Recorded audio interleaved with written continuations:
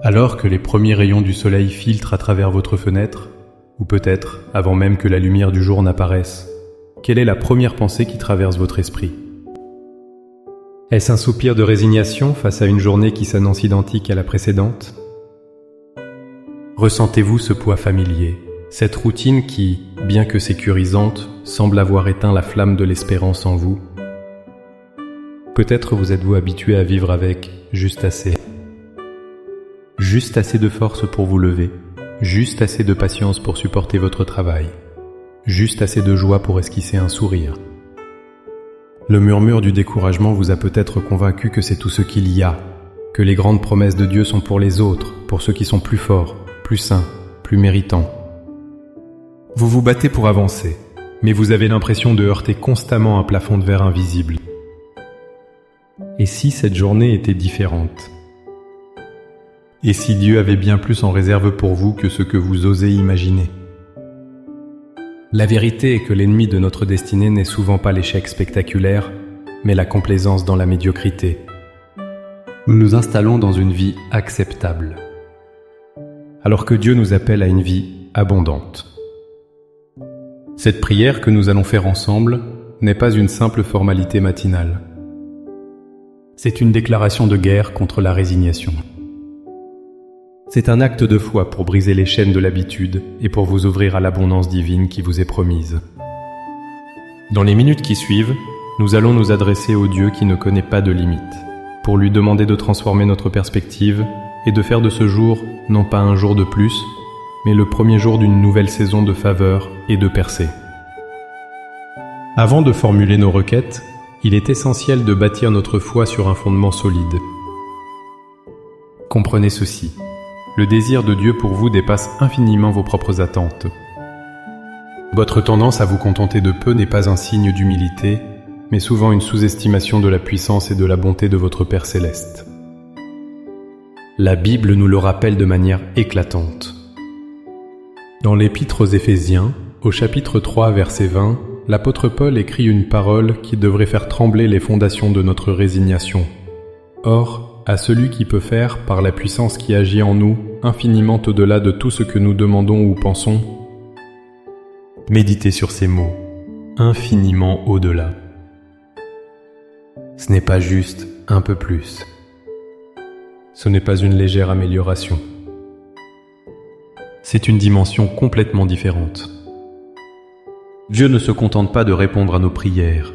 Il désire les exploser, les faire déborder, nous montrer une réalité qui dépasse notre imagination la plus folle. De plus, ce désir divin n'est pas un caprice. Il est ancré dans un plan établi de toute éternité. Le prophète Jérémie nous transmet cette parole rassurante de la part de Dieu. « Car je connais les projets que j'ai formés sur vous, dit l'Éternel. Projets de paix et non de malheur, afin de vous donner un avenir et de l'espérance. » Jérémie 29, 11. Remarquez que Dieu dit « Je connais les projets ». Ils ne sont pas vagues, ils ne sont pas improvisés. Ce sont des projets de paix. Shalom, en hébreu, qui signifie plénitude, bien-être, prospérité. Et non de survie. Ils sont conçus pour vous donner un avenir rempli d'espérance.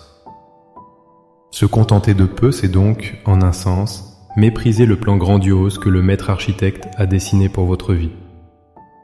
Notre prière ce matin n'est donc pas une demande timide pour obtenir quelques miettes tombées de la table du maître, mais une proclamation audacieuse que nous voulons nous asseoir à sa table et recevoir le festin qu'il a préparé pour nous.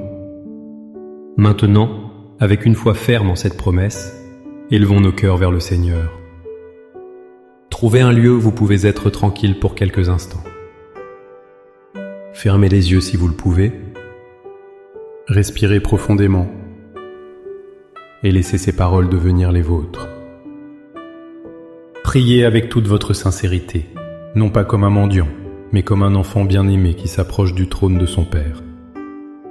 Père Tout-Puissant, Créateur du ciel et de la terre, Dieu de l'abondance et de la vie, je viens devant toi ce matin. Je reconnais ta grandeur, ta souveraineté et ton amour infini pour moi. Je viens devant toi, non pas avec la force de ma propre volonté, mais avec un cœur qui reconnaît sa tendance à se contenter de peu, à accepter la routine comme une fatalité et à limiter ta puissance par mes doutes. Pardonne-moi, Seigneur, pour toutes les fois où j'ai regardé à mes circonstances plutôt qu'à tes promesses. Aujourd'hui, par un acte de ma volonté, je choisis de me défaire de tout ce qui m'entrave. Je dépose à tes pieds le lourd fardeau de la résignation. Je renonce à la voix subtile du découragement qui me murmure que rien ne changera. Je renonce à la peur de l'échec qui me paralyse et m'empêche d'oser rêver grand avec toi. Je te remets mes déceptions passées, mes efforts infructueux et mes espoirs brisés. Je choisis de ne plus les laisser définir mon avenir. Et maintenant, Père, je me tiens sur la vérité de ta parole. Je proclame que tu es le Dieu d'Éphésiens 3:20, celui qui est capable de faire infiniment au-delà de tout ce que je peux demander, penser ou même imaginer. Seigneur, je t'invite à faire exploser les limites de mon imagination. Élargis ma vision. Montre-moi ce que tu vois pour ma vie, pour cette journée, pour cette semaine. Je refuse de rester confiné dans la petitesse de mes propres plans. Je proclame que tes projets pour moi, selon Jérémie 29:11, sont des projets de paix, de plénitude et d'espérance. Par conséquent, je déclare que cette journée ne sera pas une journée de malheur, de frustration ou de simple survie. Ouvre mes yeux spirituels, Seigneur. Montre-moi les portes que tu ouvres et donne-moi le courage de les franchir. Montre-moi les connexions divines que tu as orchestrées. Révèle-moi les idées créatives, les solutions innovantes, les paroles de sagesse que tu veux déposer dans mon esprit. Je proclame que je ne suis pas seul. Ton Esprit Saint est en moi, me guidant, me conseillant et me fortifiant. Je déclare que la puissance qui a ressuscité Christ d'entre les morts est la même puissance qui agit en moi aujourd'hui pour surmonter chaque obstacle et pour accomplir les bonnes œuvres que tu as préparées d'avance pour moi. Par la foi, je reçois maintenant ton abondance. Je reçois ta joie à la place de la morosité. Je reçois ta force à la place de la fatigue. Je reçois ta paix qui surpasse toute intelligence pour garder mon cœur et mes pensées. Je reçois ta vision pour ma vie. Merci Père parce que tu m'as entendu. Merci parce que cette journée n'est pas une journée de plus, mais le premier jour d'une nouvelle saison de croissance et de percée. Je te donne toute la gloire. Au nom puissant et merveilleux de Jésus. Amen. Votre journée a commencé. Ne la traversez pas en pilote automatique. Marchez avec l'assurance que le Dieu de l'univers est pour vous et qu'il a déjà libéré en votre faveur bien plus que ce que vous ne le pensez.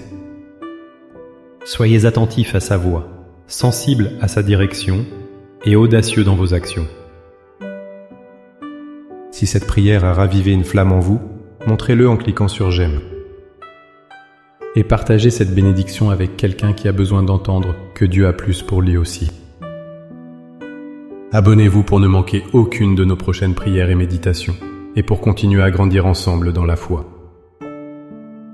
Pour sceller votre engagement ce matin, écrivez dans les commentaires la déclaration de foi suivante. Seigneur, je refuse de me contenter de peu. Chaque commentaire est une encre de foi plantée pour votre journée. Que la grâce et la faveur de Dieu vous accompagnent, vous surprennent et vous submergent aujourd'hui.